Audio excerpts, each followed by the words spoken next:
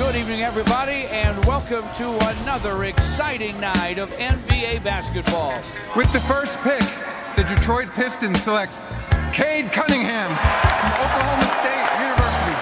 Chandler again. Oh, what a block by Maxfield! My goodness! The Pistons are digging in. They got the depth. They got the big men. They got the better basketball team. No doubt about it. There's Jaden playing the passing lane. Skies a jam. Dynamite dunk, and the crowd loves it. Pistons need a three, and they have just under 3 seconds to do it. Here's Chauncey Billups. Here it is. He's got it. He's got it. Chauncey Billups hits the three. Overtime. Amazing. Out of bounds. Detroit basketball. Pistons fans, welcome back to another edition of the Palace of Pistons Podcast, part of the Believe Network. I'm your host, Mike Anguilano, and joining me, as always, are Aaron Johnson and Jasper Apollonia. Fellas, how are we doing on this lovely Thursday towards the end of the NBA season? Just a handful of games left. Yeah, the season winding down. It's going to be a fun show today because we're going to talk about some bigger perspective topics, kind of looking back at the regular season, the first season for Jaden Ivey and Jalen Duren, and then some discussion that I think is important for what this team's plans are moving forward with some of these players that they've brought in and are seemingly placing, a significant part of their future on. So excited to talk about it. And I'm stoked that we got all three of us here to do the show this week. That's always a bonus. And I'm glad we're all here to do it. I was going to say, Mike, you said, as always, joined by Jasper and Aaron, but let's be real, that doesn't always happen. So as it is you're joined by one of them. Yes, exactly. Pick 2 of 3. That's what you're going to get most of these weeks. But yeah, it's great to be here. Season's definitely winding down. As you said, Aaron, we do have some numbers to get into, especially when it comes to the 2 bigs. I depressed myself plenty by doing that research this afternoon, but we do have the Final Four coming up this weekend, championship game on Monday. I am looking forward to those at the very least. At least we're going to get a little bit of good basketball this weekend. I mean, one of FAU or San Diego State is going to the championship game. So that in itself is pretty exciting. Yeah. If you're just a fan of basketball at all.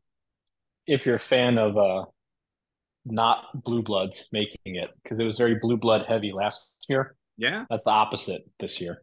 Well, I'm a big FAU guy. I put a little bit of money on them to make the Final Four before the tournament even started. So love my Owls. Thank you, Owls. You have helped me with my budget for going to Italy in a couple of weeks. So love that for them. Yeah, betting. It's good sometimes, especially when it is very good when you win, but it's also very good when you use BetOnline. And BetOnline remains your number one source for all your college basketball betting this season. Get analysis of every play, prop, and point at BetOnline, and you'll find the latest odds, bracket contests, team matchups, and game trends at BetOnline with updated odds for everything from live games to that Final Four and the championship game. BetOnline is your college basketball headquarters this season. Head on over to the website today or use your mobile device to sign up and receive your 50% welcome bonus on your first deposit. Just make sure that you use the promo code BLEAV, that's BLEAV, to get that bonus. Again, that's BLEAV. Get a 50% welcome bonus on your first deposit with BetOnline. BetOnline.ag starts. And that's where this podcast is going to start. Getting towards the end of the season already, as startling as that may be, our first topic is to talk about the 2 most impactful players that we've seen this season, arguably, and that's Jaden Ivey and Jalen Duren. They have been a bright spot. I think we've alternated talking about one of them every week for the past, 4 months, it seems. So there was a little bit of trepidation getting Ivy and seeing Benedict Mathurin play out of his freaking mind and thinking, oh my God, what have we done? But I think those fears have been quelled with how well he's rounding out in a playmaking perspective and from a shot-taking perspective. And then Jalen Duren's been arguably as impactful as Jaden Ivey on the interior as a rebounder, as a smart finisher, as a good passer, and as a rim protector. But I want to get your guys' thoughts on Ivy and Duren. We've talked about them plenty. Every Pistons fan has been, I think, pleased with them. But given the context of the draft and how that went down, I mean, obviously, hindsight 2020, Benedict Mathurin looks like, a stud for an Indiana team that already has a very good backcourt starter in Tyrese Halliburton. They look like they just have a wealth. But Ivy's looked very good as well. So, Aaron, I want your thoughts first on Jaden Ivey and Jalen Duren, looking back in the context of the 2022 NBA draft and how they have panned out for the Pistons in their rookie seasons.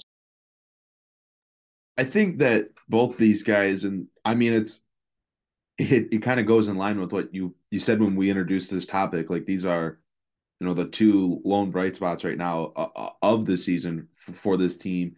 And they've both really just found ways to improve throughout the season. I think Jaden Ivey is playing at a completely different level and is a completely different player than he was at the beginning of the year. And that's definitely not abnormal for a guard. That transition from college basketball to the NBA, it's so difficult overall. But as a guard, as a guy that's going to have the ball in their hands a lot, and for Ivy in what his season has turned into specifically, where a lot of the talk was it's going to be a little bit easier for him because he's going to be playing alongside Cade Cunningham, and he's going to have that guy alongside him to where it's not just going to be on his shoulders to be the guard, to be the playmaker, to be the scorer, to do all of those things. And Cunningham going down so early completely flipped that script for Jaden Ivey. And let's face it, there were times throughout the year where he didn't play great basketball, but even at his worst right now, over this last month or so of the season, even his, poor games, he is still one of the best players on the court. He's still one of the most productive players on the court for the Pistons. And what he is doing currently is it's very encouraging for this franchise moving forward, because he is showcasing the ability to do things that, quite frankly, I didn't think he was going to be so good at so quickly. I mean, the playmaking, the vision that he's developed and put on display, it's just so encouraging. I just didn't think he was going to be able to playmake like this. And I was someone that was something that stood out to me, watching his Purdue tape. It's like, I get he's more of a two guard, but this is a guy that can make some really good reads and be a really good playmaker at times. And he's been forced into that role this year. He's really taken it over post All-Star break, and he's just excelled at it. I mean, he's had multiple double-digit assist type games over the last, 2, 3, 4 games, whatever. He's had 8, 9 assists. Like, he's having really big distributing games, and he's doing that while, making strides as a three-point shooter. The percentage isn't perfect by any stretch of the imagination, but it's getting better. I mean, 36% in March, 42% in February. Like, the three-point shot has gotten a lot better as well. Ivy's had a really good second half of that season. That post All-Star break season for Ivy, much like Cade Cunningham's rookie year, has been really, really strong. And what he's doing is so encouraging to what he can become for the Pistons moving forward, and the type of player that he's already showcasing he can be in that fit alongside Cade Cunningham. Now, Jalen Duren, we're going to, talk about him throughout the podcast. He's going to be part of our secondary discussion as well, but I've been really encouraged by him too, even though it doesn't seem like the coaching staff really has at this point, with the way that they're managing his situation. I think Jalen Duren, who certainly hasn't been perfect by any stretch of the imagination, is still clearly the best big on this roster. He's better than Wiseman. He's better than Bagley. He was better than Noel when he was here. Like, he is the best big that this team has. And as the youngest player in the NBA, that's not insignificant in the slightest. He is showcasing some more offensively. He's taking some further out shots, scoring in ways where it's not just a dunk at the basket, right? He's trying to do more. He's trying to take a handful of jumpers and score in different ways that he wasn't doing at the beginning of the year. So it's kind of like Ivey in that sense, where he's becoming better and expanding his game and doing things that maybe we didn't expect out of him right away. There's been a lot of talk recently about how he's trying to model his game after Bam Adebayo, and that's a center that he's watched and it's talked about, and that's a guy he feels like he can emulate. And look, that would be great. I mean, he still has a very, very long way to go on both sides of the ball because his defense, much like the rest of the Pistons bigs, is not great. It's not as bad as Bagley or Wiseman, I'd say, but it's still not good enough. And obviously, he's not the player that Adebayo is, as such a well-rounded big on that side of the court as well. So I think that both of them have had really encouraging seasons. And for an organization that hasn't had perfect drafts, right? There's the first draft under Troy Weaver obviously did not go well.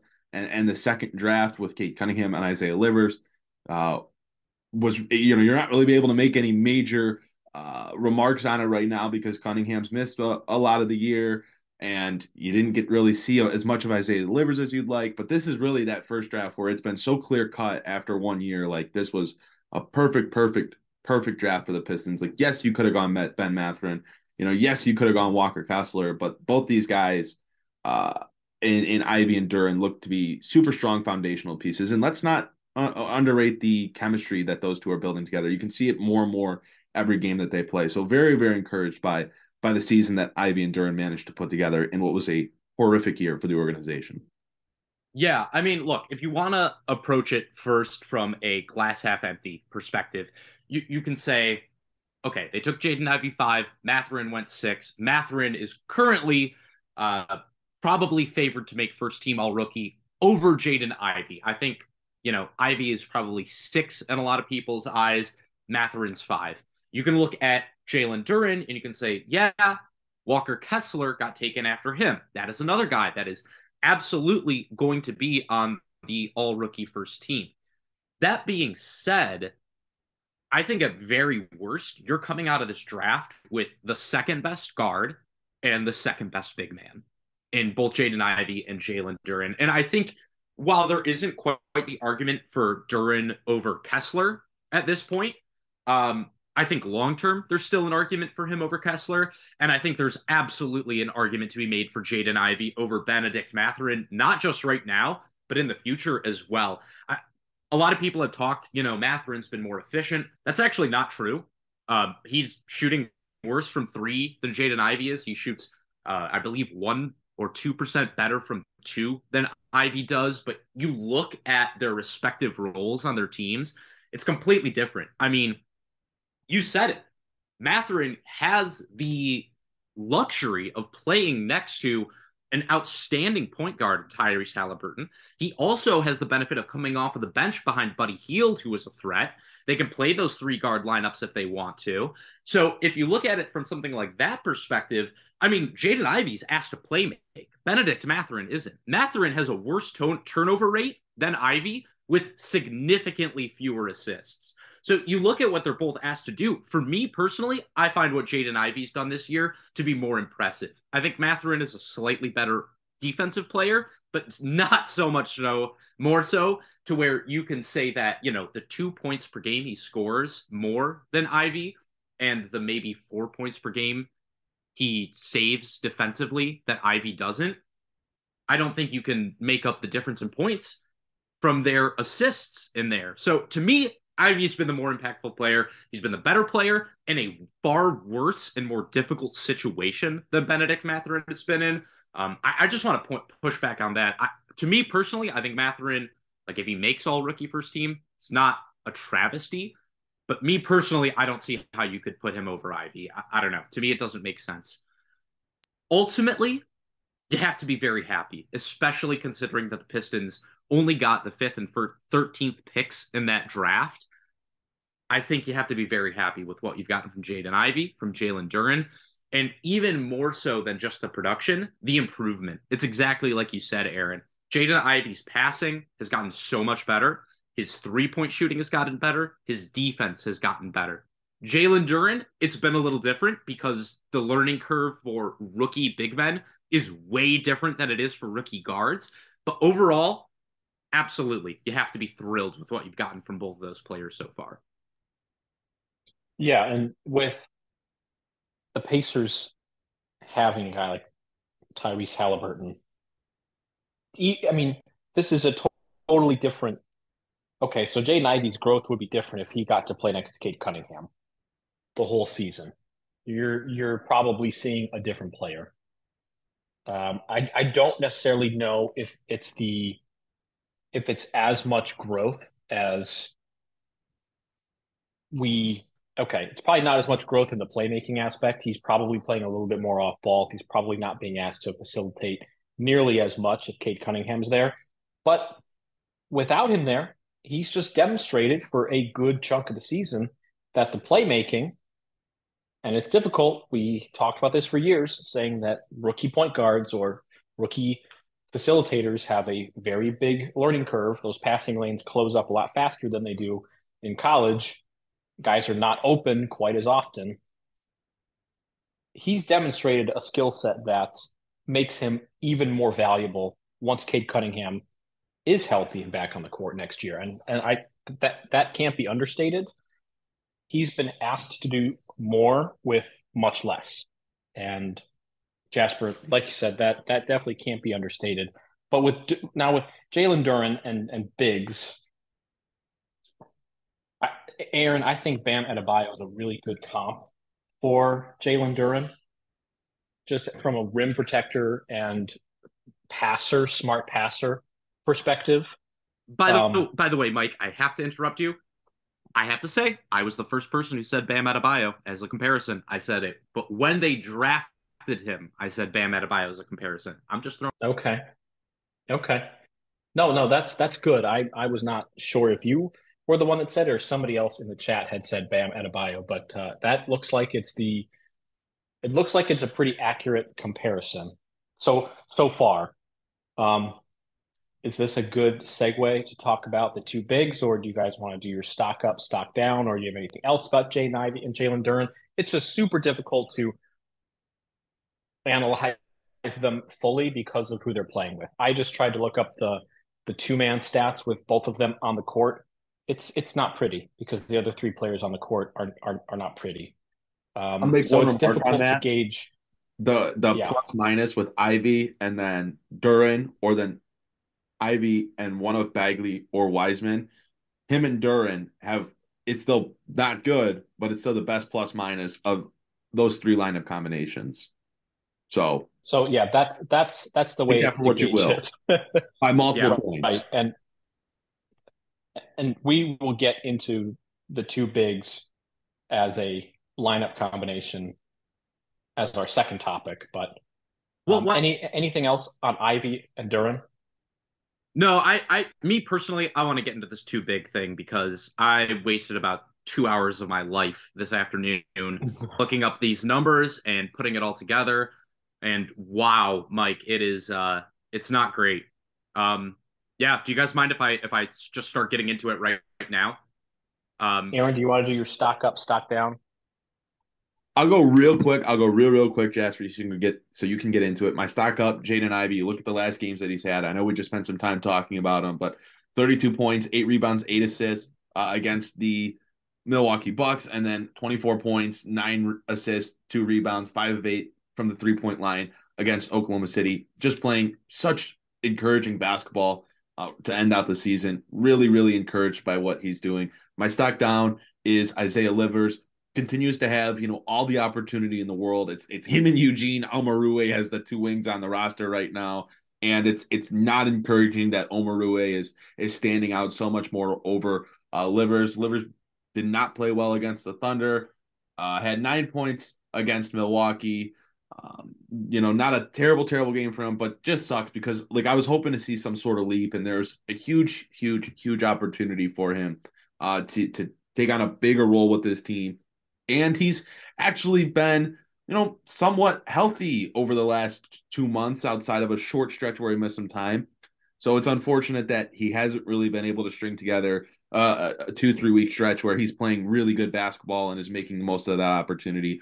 But with that being said, we definitely need to move into this too big conversation because it is definitely a very, very important topic that I know all three of us are looking forward to having. Yeah, Aaron, I'd have the same stock up guy. My stock down guy would probably be Corey Joseph. He just hasn't been very good over the last week. 36% from the field, under 10 points, 3 assists. He hasn't done very much, to be honest, and he's been getting almost 28 minutes a game. There's an argument to be made that last night either he or Omarui was at fault for giving up the game-winning rebound to Jalen Williams. But it was one of those two. I suspect it was Corey Joseph. So yeah, definitely stock down. That was a bad look from him for sure. But Mike, if it's okay with you, I'd like to get into these two big man lineups because this has been a topic of contention amongst Pistons Twitter since the Pistons traded for James Wiseman. Even before then, there was definitely talk about it with Isaiah Stewart, Jalen Duren, and Marvin Bagley all on the roster. Guys, these numbers are ugly. They are really, really ugly. I'm just going to get into Should we have a warning of there may be James Wiseman hate? Or discourse in any way? It's not even James Wiseman. Yeah, there is going to be James Wiseman discourse. So if that is going to be too much for you, I caution you.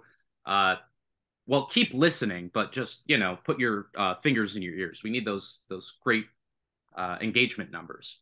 No, here's the numbers. So I'm just going to go into the good ones first. These are the good two big lineups. Marvin Bagley and Jalen Duren.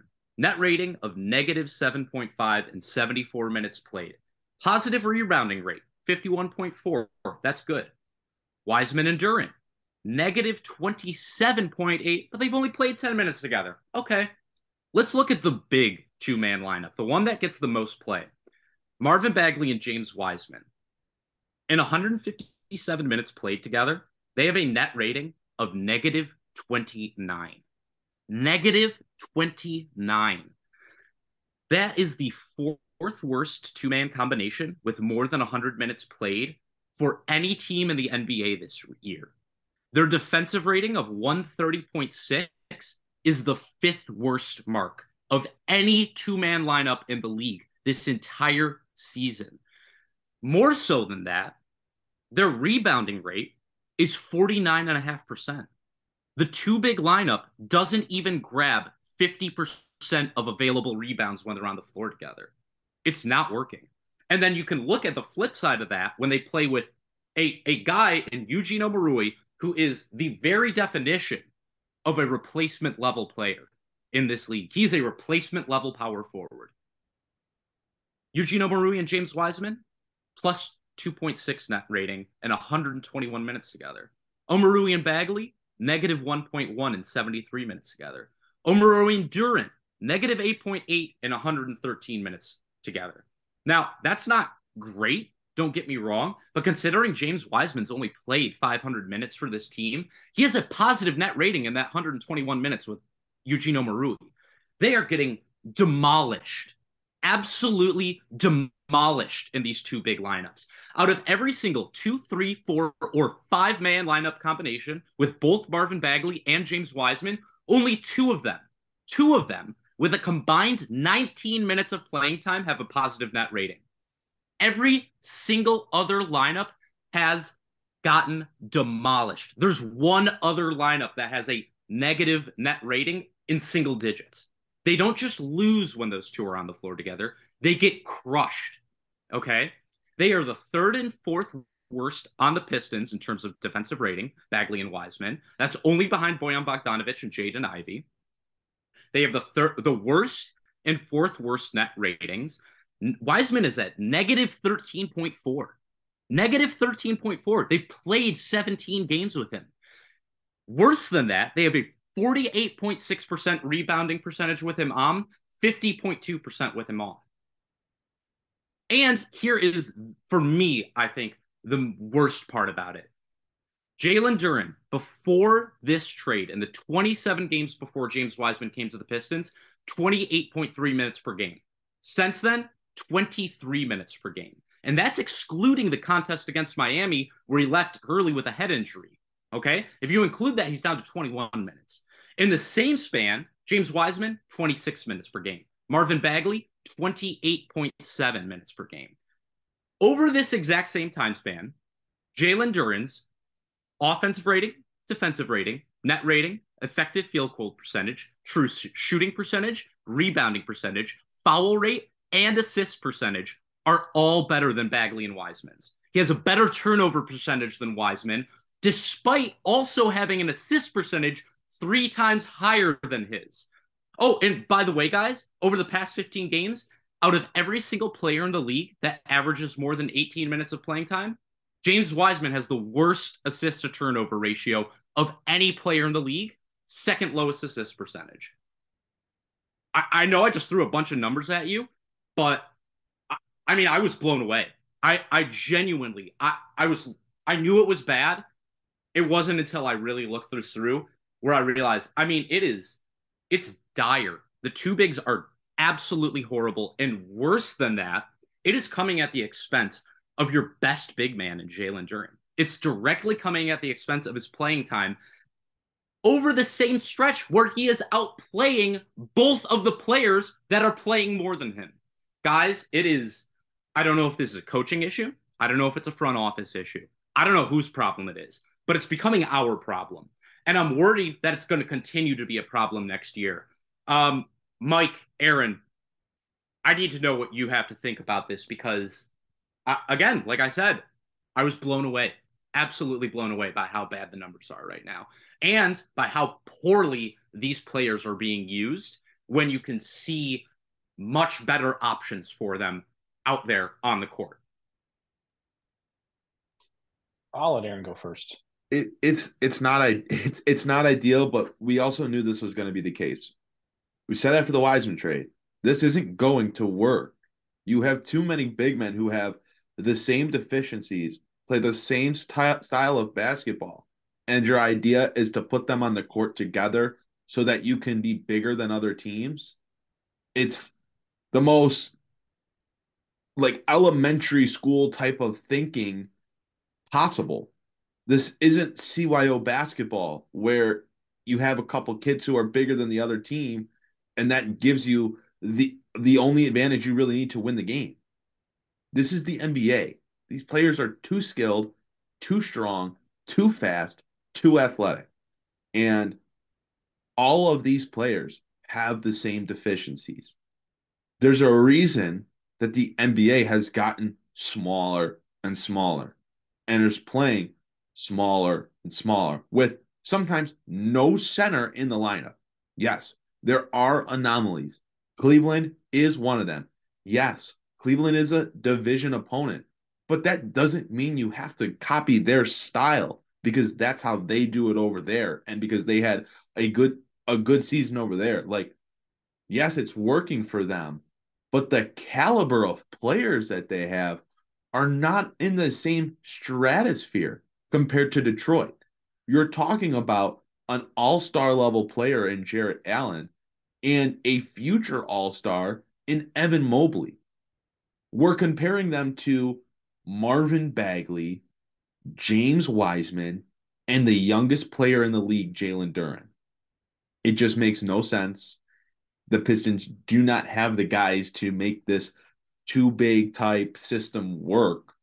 And the fact that it's coming at the expense of Jalen Duren, the fact that he's playing, 5 minutes less per game, is out of the starting lineup. They're not even playing him and Wiseman together, which was reportedly the whole concept, the whole idea of the trade itself. It's just been a poorly executed, a poorly strategized decision by the front office and the coaching staff. And I know people are going to say, oh, you got to give it time. We never knew if it was going to work this season. Well, I'm going to spoil this for you. I'm going to give you the spoilers. It's not going to work next season either. It's just not. So you're going to continue to see terrible numbers with these two on the court together. It is what it is. You cannot play these two bigs who have the same style of play together, especially when, it's not like you're putting out some showstoppers alongside them. You're putting out a rookie guard, you're putting out borderline players in Killian Hayes, Eugene Omoruyi, Corey Joseph, RJ Hampton. Like, you're not putting out all-star guys around them to try to subsidize for the shortcomings of Wiseman or Duren or Bagley. Like, you're putting out fringe roster guys, and the results are the results. It's not changing next year with Bojan Bogdanovic in the mix or another rookie in the mix or Brandon Miller in the mix. Like, that's not changing it. And Cade Cunningham coming back isn't changing this. Like, he's not saving this team and this style of play and these lineups. Just really a poorly managed situation by Detroit. And it's, to be honest, exactly what I expected after the trade. Mike, I really concerning. All right. You go ahead. No, I'm so sorry. I just quickly wanted to jump on something that Aaron said. You brought up Mobley and Allen for Cleveland. That's a pairing that works because they can play good defense. And more so than that, and this is one of the things that Troy Weaver said when he traded for James Wiseman specifically, was rebounding. We need to get rebounds. Well, Bagley and Duren have a rebounding rate of 49.5. Jared Allen and Evan Mobley have a rebounding rate of 52.2. So you're not a good rebounding team with these two on the floor together. You actually lose the rebounding battle when you go big. That, to me, is like the number one thing. If you want to compare your roster to other teams that go too big, you can't even win the rebounding battle right now. Like, forget defense, forget offense. You can't even do the number one thing two big lineups are supposed to do out there. To me, it's crazy. Mike, please. Well, I like that you brought up Mobley and Allen, because that is kind of the blueprint of playing two bigs. And they're not like traditional two bigs that we come to think of as a big hulking center. They're both tremendous perimeter defenders. The Cavs are actually 25th in rebounds per game, shockingly enough, with the two bigs, but I think that might be more so to do with their offense being pretty efficient and not generating a whole lot of misses either. And their defense generates a lot of steals, so it's fewer opportunities for rebounds. But they're excellent, excellent perimeter defenders. Two of the three best on the team. Isaac Okoro's probably in there somewhere. And they're extraordinarily efficient. Evan Mobley's offense is blossoming into something that looks a little scary. And Jared Allen just is so efficient around the rim. He's not going to kill you on either end.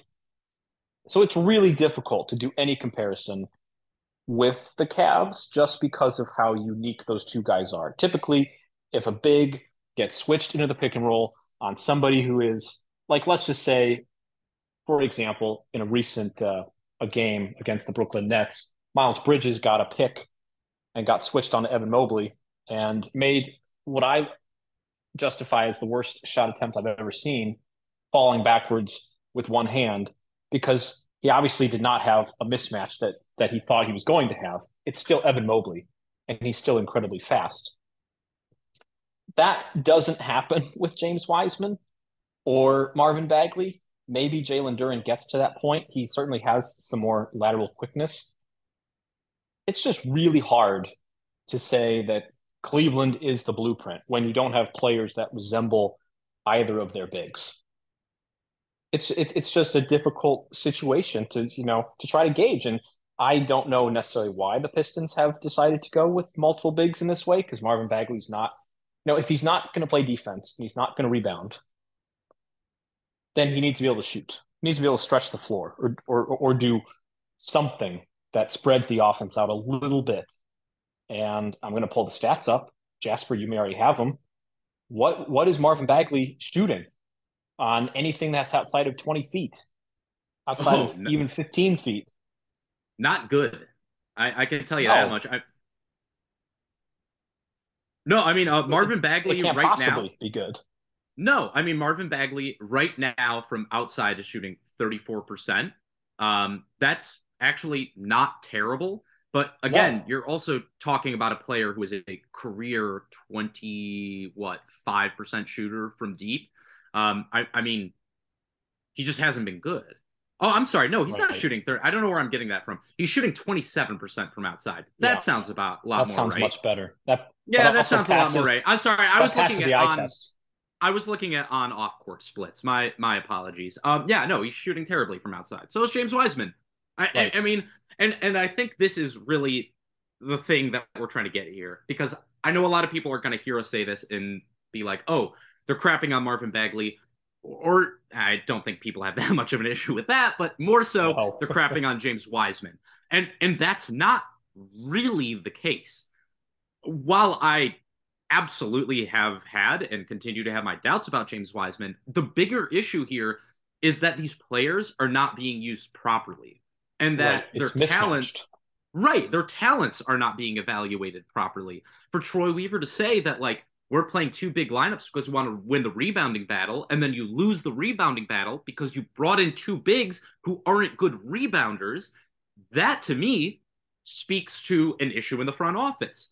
The fact that these guys are continuing to play together when the evidence is showing that it doesn't work, in the same way that last year Isaiah Stewart and Marvin Bagley, two big lineups, didn't work, with Isaiah Stewart, who, by the way, is a much better defender and than James Wiseman is, and a better passer too, while we're at it, and a better rebounder for that case.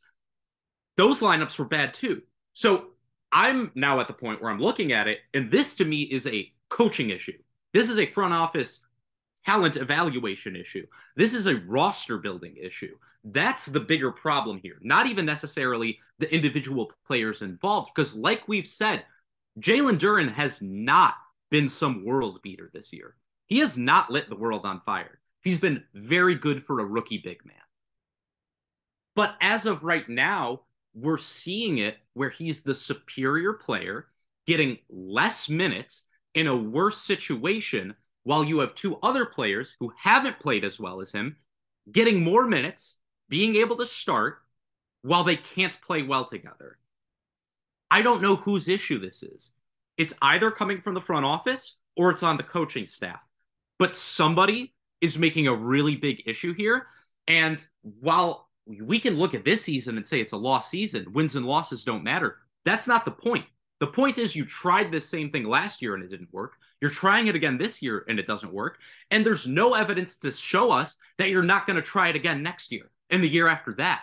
So for me, I'm extremely worried looking at these numbers, because it shows me an organization that doesn't know what they have, doesn't know what they want, and doesn't know what they need. And that's a big issue. That's a really big issue. And what happens when the Pistons don't get the number one pick and don't get to draft Victor Wembanyama? And now you look at the free agent market, and it's like, who are the 4/5s that are available? Probably 4s more realistically. And it's, well, Kristaps Porzingis and Kyle Kuzma are both reportedly working towards long-term extensions in Washington. So they're out.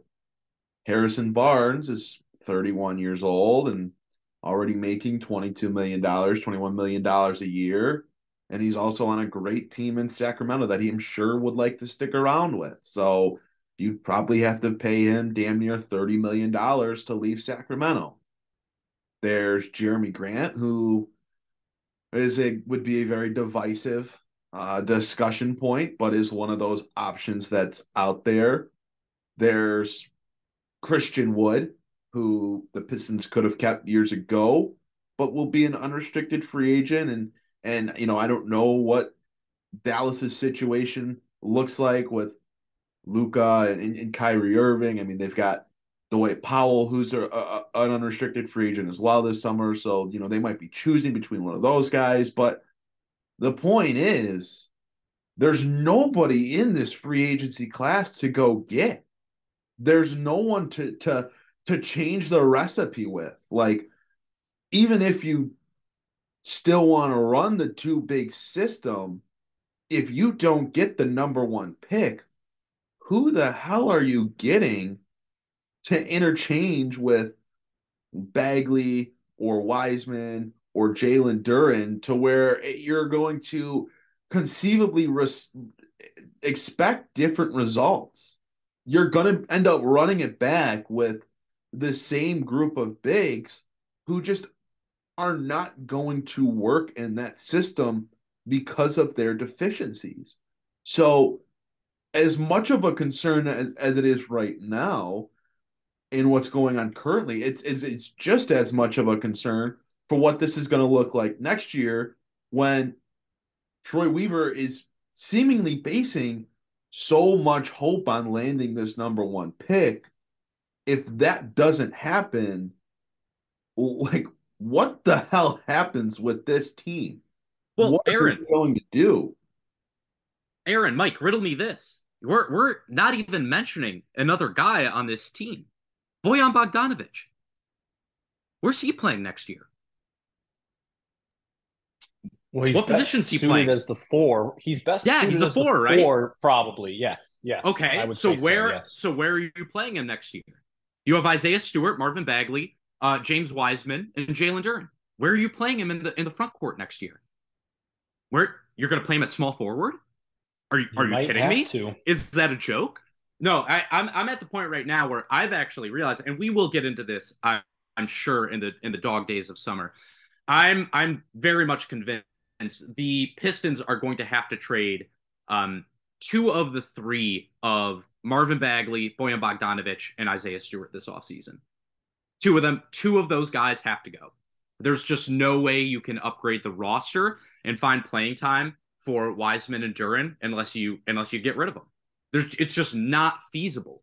And like you said, Aaron, and I think that was a great point, the free agency guys, you're going to have to pay them a lot. I think that the only way they're going to be able to upgrade that roster and the front court position, they're going to have to make a trade. There's going to have to be a sign-in trade of some sort. There's going to have to be, maybe Jaylen Brown doesn't make an all-NBA team this year. Really, you're looking at some dicey propositions here. There are definitely trades that can be worked out, but I don't see how you can bring somebody in free agency. You don't have the space. You have too many guys under contract. So you're going to have to get, maybe you guys see another answer here, but to me, I don't think you can upgrade this roster unless you get rid of 2 of those 3 guys in your front court. And frankly, I think you're going to have a really hard time bringing in a free agent either way. So yeah, this is something we will get into more further, but I think they are in a really much more difficult position than people seem to realize this offseason, even with the draft capital, even with the cap space. Like, they are going to have some big moves they're going to have to make this offseason if they're going to stick to their plan of being good next year. Forget even next year. They want to be good the year after that. They want to be good the year after that. They need to make significant moves this offseason. God forbid you don't get Wembanyama. Really. And if you get Scoot Henderson, Jesus. How much more of a mess can this roster become? And that's why, and I know we should probably wrap here, soon, but that's why this whole storyline over the years that's been 2023 is going to be the year for the Pistons. That's when they're going to, push the eggs in. That's when they're going to make their move. And that's when they're going to be, playing in the playoffs. Like, that's going to be the year that they make that jump. Troy Weaver's told Bojan Bogdanovic he's making some big moves this offseason. He's going and getting them the what they need and this and that over the years. But I look at this roster and I see, 10 roster spots or whatever that are not accounted for. And I see the current roster construction and I say, I don't really see the fit. I don't really see how you build a scheme around this group that's going to work on really either end of the court. It's not like, it's not like for all their deficiencies defensively that Wiseman and Bagley or Wiseman and Duren or Bagley and Duren, whatever the combination is, let's not act like they're getting that back on the offensive side of the court either. Like, it's still a mess. It's still a mess. So I'm just sitting here and I'm looking at the situation and I see, well, I thought 2023 was going to be the year. That's what was told. And now the narrative's going to change and the story's going to change and it's going to be, well, they need another year. Cade going out ended up really ruining everything. Somehow that's going to be the story. So Yeah. I just sit here and it's like, again, people will be on their deathbeds defending Troy Weaver. They'll be on their deathbed defending everything that this organization has done. And I don't blame them. Like, this isn't a fan base that in the past, decade or whatever, decade and a half that has seen good basketball. That is, I guess they don't really have any expectations. So they're willing to give these guys a chance. I guess I'm just a little bit different in that sense where I'm not.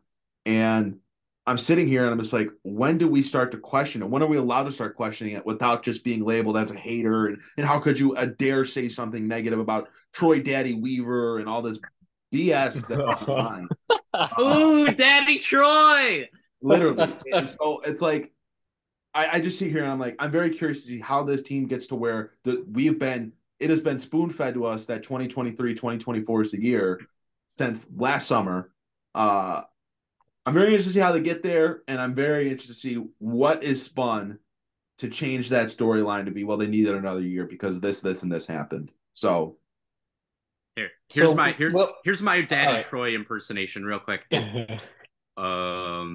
You're a very bad girl. Yeah. It's a good thing that they took away the downvotes on YouTube.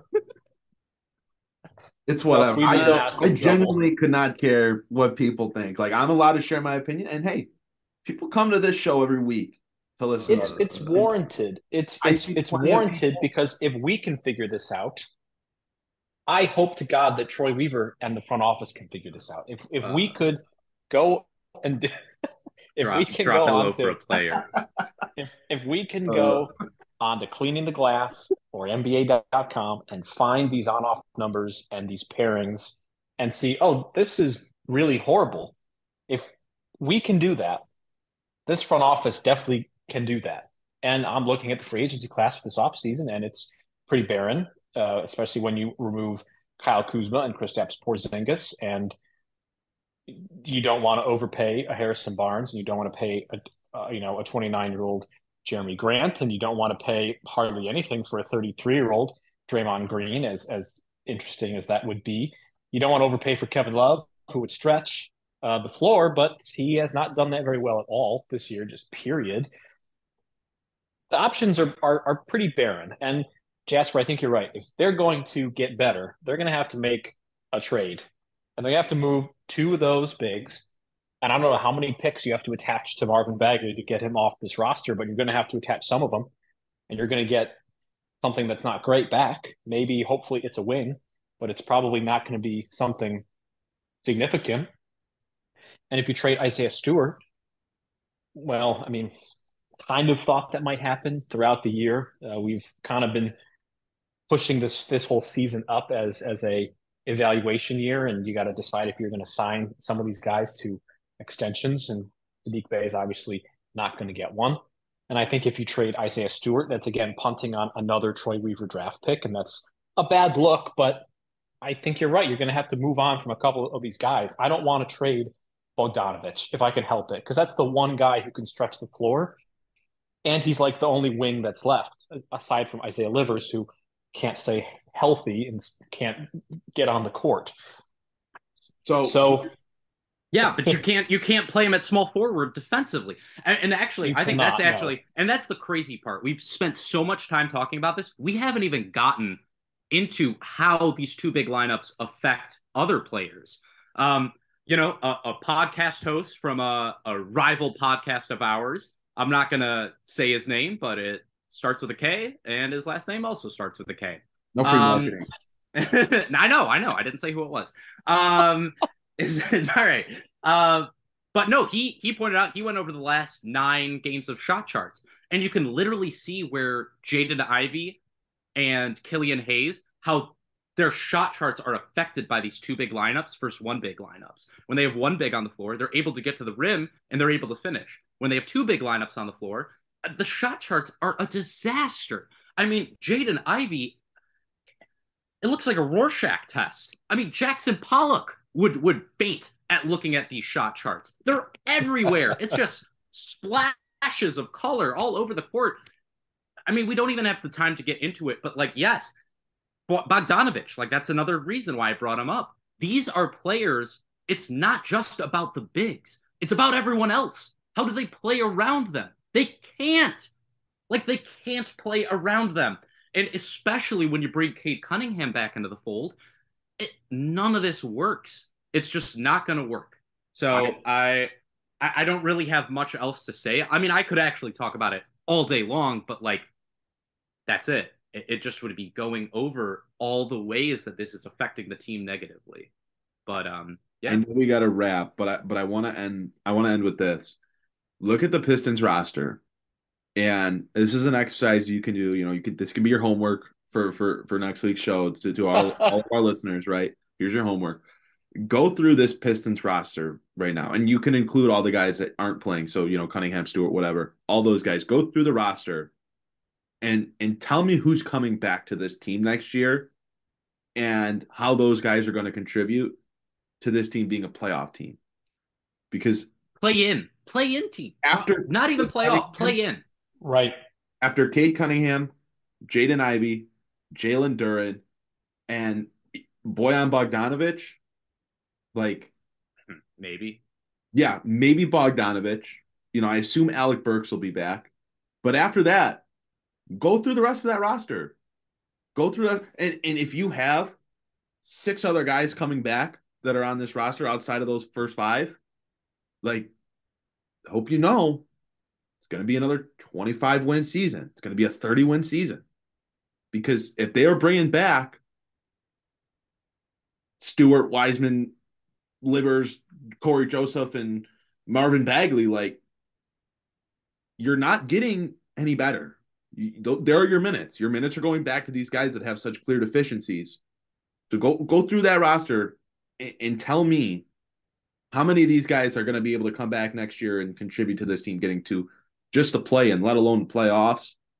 Very interested to see how many you think. Because if you think that you're bringing back 11 of these guys next year and you're going to make that 20-win jump that you need to make, c'est la vie. C'est la vie. You're being very disrespectful to Daddy Troy right now, Aaron. I was going to say, Aaron said Daddy Troy Weaver and then assigned homework to all of the listeners. Yeah, what is Daddy this Troy. podcast? I don't know. Here, wait, I can make it work. Wait, here, I got one. My name is TR to the OY. I think paying big men that suck is so fly. Daddy Troy. Is Eugene Amarui on the roster next year? We have to end on something positive. No. Again, he has the best differential on the roster at plus 16.2 in 277 minutes. Yeah, this is one of those things where, like, I don't know, somebody punching you in, like, the stomach is not as bad as them kicking you in the balls. They're both still pretty bad, though, and I'd personally prefer neither. So that's how I look at that situation. If you're bringing back Killian Hayes, R.J. Hampton, Rodney McGruder, Eugene Omarui, R.J. Hampton, et cetera, you might as well just start studying up on the 2024 top 3 picks again, because that's where this team will be headed. And they still might be headed there anyway. But if you're bringing back all those guys, I don't think they're going to bring him back. No, I don't think so either. No. I mean, look, people can say, oh, well, you're wrong. You know, they add another top pick and they get back Cade. Brother, look at the Charlotte Hornets, man. Like, look at that roster. Look how terrible they are. It doesn't work like that. Lonzo Ball's an all-star. If Cade's an all-star, what does that mean? Everybody's got even the bad teams have like at least one all-star and another 1 or 2 guys that are borderline stars. Even the bad teams. I'm not talking about the dreck of the league, which is Detroit, San Antonio, and Houston. Like, those guys don't. Every other team has at least one all-star level player on their roster. All of them. Yeah. It's true. Well, there'll be a lot of interesting roster decisions. I think the podcast flew a little bit off the handle, but I think I have 2 hands back on the handle. Still think it's the best show we've done in a minute. I thought this was great conversation. Daddy Mike is gonna take control. I'm gonna hit one of you with that skillet. That's how it's going to go. Like Foghorn Leghorn. Well, as long as, hey, if we can switch you with Killian Hayes, I like my chances. I don't have the ball handling. No. Yeah, but he doesn't have the aim, so I'm fine. It's possible. Buddy Boeheim year 2 coming up. Buddy Boeheim year 2 loading. Jasper would be totally fine with that. Yeah, that one I'm okay with. Bring back Buddy. Give Buddy all of the minutes at the backup too. And call oh God! All right, I'm advocating for Buddy Boeheim. We got to stop, fellas. Right. I think we've gone all the way back. Now we are the dredges of this podcast. Oh my God! Like we are the Drek of the podcast. Dude, he's the new Gigi Tatome. I love it. Oh my gosh! Because I actually like Eugene. They can't even play Buddy Boeheim in these meaningless games because even they know, like even Buddy Boeheim knows, like I legitimately can't go out there. There's just no way you could put me out there. Like, okay, well, much like us, Buddy's just doing the best he can at the end of an ugly season. All right, so cut him some slack, please. It's a good show. Wasn't Tyler Cook? Didn't everyone fall in love with Tyler Cook for like 2 years? Yes. Oh God. Tyler Cook where is Tyler Cook at? I don't know, man. Where are any of us at? Where are we? Where are we going? What Dwight is like? is another one. I actually like Dwight that? a little bit, but oh yeah, I did too. Okay, so we are ending the podcast on something positive at least. Dwight Bikes was cool. I liked him. Yeah, I did too. He can make some plays, you know. What's Will Bynum up to? Oh my God, Bynum! That'd be awesome. Oh, that'd be so cool. I would bring back Will Bynum. Dude, I would bring back Will Bynum. Like, he could just stand at half court and throw lobs. Like, I don't care. That's all you have to do. Get on my team. Yeah. Get on my squad. I might get the hands on the wheels. We gotta go. Oh, okay. This has been a good podcast, good discussions, and they're honest, concerns. We want the Pistons to be a good team, but we're pointing out some of the problem areas, and there's data that backs this up, and the eye test certainly backs up that data for sure. The two big lineups are just a very questionable decision, and hey, if the decision is let's lose a bunch of basketball games to maximize our chances at Wemby, we probably didn't need to do the too big thing to get to that point, but it has certainly maximized the loss efficiency. But the data just says it really doesn't work right now. So, oh God. Yeah, pretty much. Sorry. Yeah, welcome to the Pistons season, folks. Right. So, we're going to have more honest discussions heading on through to the end of the season, and we hope you'll be sticking around with us. We'll certainly have some content about wrapping up the season, player reviews, and then before you know it, it'll be time to talk about the NBA draft, and we hope you'll be joining us for that as well. So, for my co-host, Jasper Apollonia and Aaron Johnson, no. I am Mike Anguilano. Oh, I'm sorry. No, there's Daddy no Troy Jasper. Weaver. Yeah, you're talking to Daddy. Oh, Troy now. Jasper's not here. Then I have more questions. I have a lot more questions. Okay, so for my two co-hosts, maybe three co-hosts actually, if we include the bipolar Jasper and / Daddy Troy Weaver, I'm Mike Anguilano. Thank you for joining us on this edition of the Palace of Pistons Podcast, part of the Believe Network. And once again, we'd like to thank our sponsor, BetOnline, for sponsoring this episode. And we will see you all next time.